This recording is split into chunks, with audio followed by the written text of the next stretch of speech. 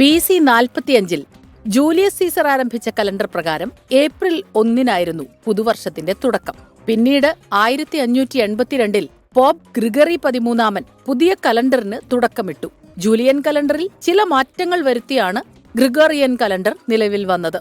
പുതിയ കലണ്ടർ പ്രകാരം പുതുവർഷാരംഭം ജനുവരി 1 മാറി. വാർത്താവിനിമയ ഉപാധികൾ ഏറെ പ്രചാരത്തിലില്ലായിരുന്ന ആ കാലത്ത് പലരും ഈ മാറ്റം അറിഞ്ഞില്ല. ഏപ്രിൽ 1 പുതുവർഷം ആഘോഷിക്കുന്നത് തുടർന്നവരെ പരിഹസിച്ച് പല കഥകളും തമാശകളുമുണ്ടായി.